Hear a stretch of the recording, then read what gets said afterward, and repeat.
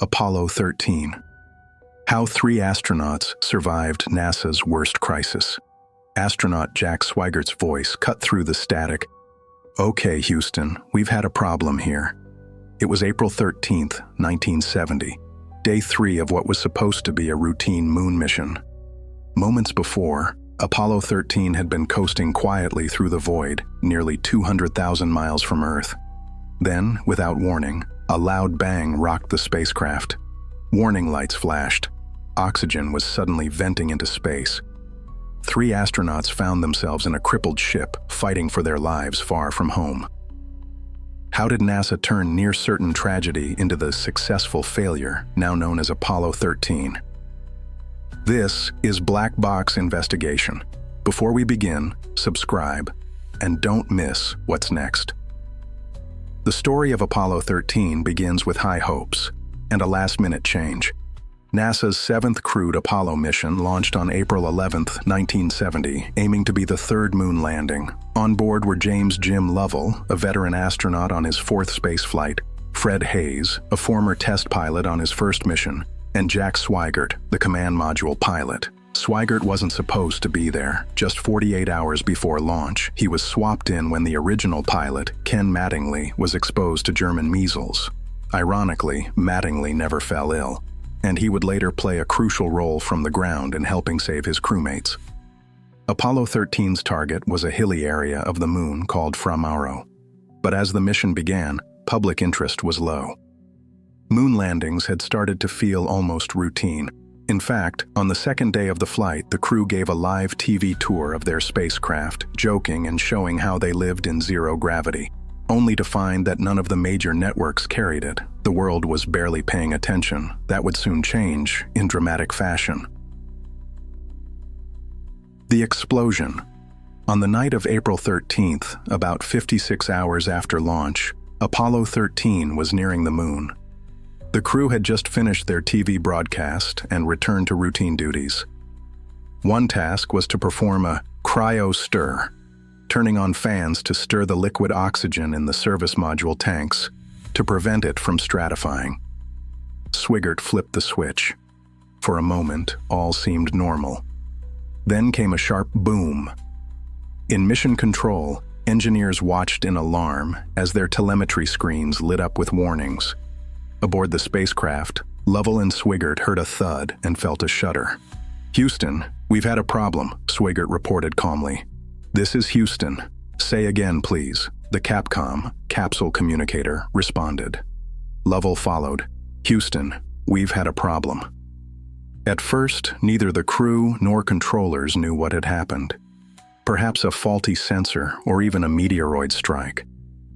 Lovell and Swigert even closed the hatch between the command ship Odyssey and the lunar lander Aquarius in case the LM had been hit and was leaking. But within moments, the telemetry and the crew's observations told the story. One of the 2 main oxygen tanks was completely gone, and the second was rapidly depleting. Electrical power readings plummeted as 2 of Odyssey's 3 fuel cell generators died, starved of oxygen. "It looks to me, looking out the hatch, that we are venting something into space," Lovell said. A gas was streaming out, visible in the sunlight. Apollo 13 was losing its breathing oxygen and electrical power, the lifeblood of the spacecraft. Flight Director Gene Kranz and his team in Houston sprang into action. Kranz, known for his calm under pressure, urged everyone to keep cool and start working problem by problem. He quickly made a key decision. Use the Lunar Module as a lifeboat to save the crew. With oxygen and power dwindling in the command service module, the moon landing was immediately canceled. Apollo 13's new mission was clear: get the crew home alive. As Lovell later put it, not landing on the moon or dying in space are 2 different things. The moon landing no longer mattered. Now it was purely about survival and figuring out how to get home. The astronauts would have to shut down Odyssey, conserving its remaining batteries for re-entry, and retreat into the attached lunar module Aquarius, which had its own independent supplies. Aquarius was designed to support 2 men for about 2 days on the moon, not 3 men for a 4-day journey home. But it was all they had. Into the lifeboat. Lovell and Haise climbed into Aquarius and quickly powered it up far ahead of schedule, while Swigert worked to gracefully shut down the systems in Odyssey. Normally, the Lunar Module would not be activated until shortly before a lunar landing, but now it had to sustain the crew immediately. Within about an hour of the explosion, Aquarius was up and running, and the three men crowded into its tiny cabin. They abandoned Odyssey, letting the command module go dark to save its batteries for the final splashdown. The next challenge was navigation. Before the accident, Apollo 13 had shifted off the free return trajectory, a path that naturally loops around the moon back to Earth, in order to reach the planned landing site. Now they needed to get back onto a free return course as soon as possible. Using Aquarius's descent engine, something never intended for big maneuvers in space, Mission Control improvised a burn plan. Less than 2 hours after the explosion, Lovell and Haise fired the LM's engine for about 30 seconds, nudging the spacecraft back onto a safe loop around the moon. Later, after Apollo 13 swung around the moon's far side, they would execute a second longer burn, called PC+2, to speed up the return voyage and aim their splashdown closer to rescue forces in the Pacific Ocean. Every step of the way, the crew and controllers checked and double-checked makeshift procedures, essentially writing the book as they went. As Mission Control worked out flight plans and life support tactics, Aquarius started functioning as a lifeboat. But it had limited resources. Most critically, a shortage of lithium hydroxide canisters, the filters that remove carbon dioxide from the cabin air. The LM had enough LiOH canisters for 2 people for its normal mission, but now 3 men exhaling CO2 would quickly overwhelm them. The command module had plenty of spare LiOH canisters, but there was a problem. The CM canisters were square and the LMs were round, and they were not compatible. In essence, the astronauts needed to fit a square peg in a round hole. NASA's engineers on the ground famously solved this by dumping a pile of spacecraft odds and ends on a table and figuring out how to jury-rig an adapter. The team built a contraption out of plastic bags, cardboard, suit hoses, and lots of duct tape to connect the square canister to the round hole. They radioed the instructions up to the crew. Working carefully, Swigert and Lovell assembled the odd-looking device and strapped it into place. It wasn't pretty, but it worked. Carbon dioxide levels began dropping, and the air became safe to breathe again. If you're still listening, you know what to do. Hit like and subscribe to support us and our investigation. Inside Aquarius, the astronauts faced other problems. To stretch the LM's batteries and oxygen, they powered down every non-essential system. Cabin heat was one of the first things to go. Soon the temperature fell toward freezing. Water droplets from their breath and perspiration condensed on the walls. The crew could see their breath as they spoke. They donned layers of clothing, even their lunar surface boots, but still shivered in the damp cold. They also had to ration water intake to conserve coolant for the electronics, which left them dehydrated. Sleep was snatched in brief, uncomfortable naps. All 3 men lost weight over the next few days.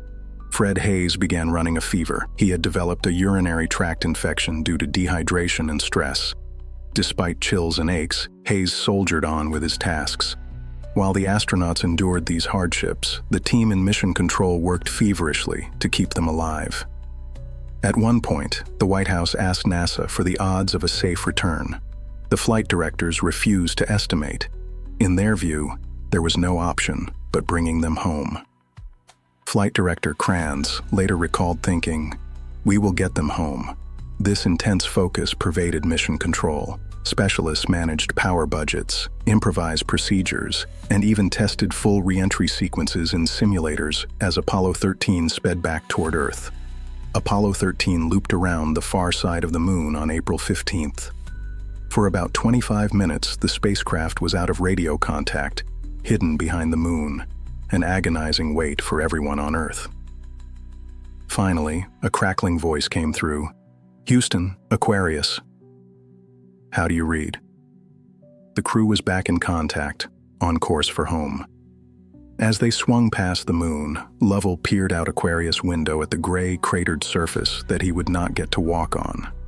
Mission Control radioed that Apollo 13's spent Saturn third stage had just impacted the moon, an experiment to measure moonquakes. Lovell quipped, "Well, at least something worked on this flight."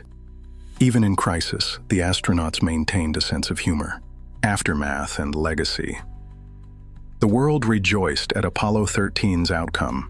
The once routine mission had become a gripping drama followed by millions. Television networks interrupted regular programming to cover the final hours and the splashdown live. Even the Soviet Union had offered help.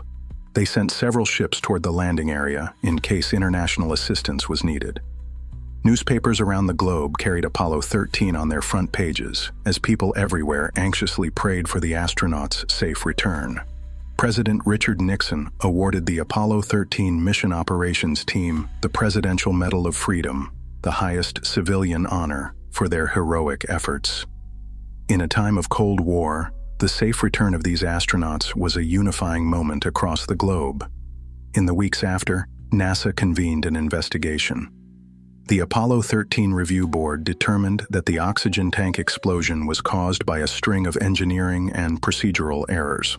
In fact, oxygen tank number 2 had been damaged long before launch. It was even dropped accidentally during maintenance.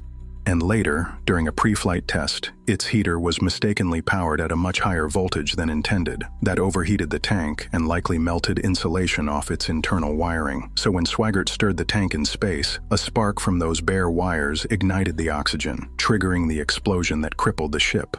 In short, this was an accident that had been in the making, not just bad luck. NASA took the lessons from Apollo 13 to heart. For future Apollo missions, the oxygen tanks were redesigned, adding a third backup tank and removing the stirring fans and vulnerable thermostats. All electrical wiring was insulated with steel mesh, and extra emergency supplies of water and batteries were added. Thanks to these fixes, Apollo 14, launched in 1971 after a 4-month delay, went on to accomplish the Fra Mauro landing that Apollo 13 had aimed for, this time without incident. As for the crew of Apollo 13, Jim Lovell never got his walk on the moon, but he did live to tell one of the greatest survival stories of the space age, and even co-authored a best-selling book about it. He retired from NASA in 1971.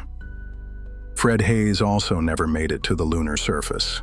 His later mission was canceled, though he would fly as a test pilot for the Space Shuttle Enterprise. Jack Swigert left NASA, was elected to Congress in 1982, but sadly died of cancer before taking office. The 3 astronauts remained bonded by their harrowing experience. In interviews, they often downplayed the idea of heroism and credited the entire NASA team for the miraculous rescue. Apollo 13 has since been called NASA's finest hour and the ultimate successful failure. It showed the world how ingenuity and teamwork could overcome even the most terrifying odds. "It was a great mission," reflected Fred Haise years later. "It showed," he said, "what can be done if people use their minds and a little ingenuity." In the face of potential tragedy, an almost impossible problem was solved. The story of Apollo 13 endures as a testament to courage, resourcefulness, and the power of human cooperation when everything is on the line. The black box doesn't lie. Neither do we. Like, comment, subscribe, help us bring forgotten stories back to light.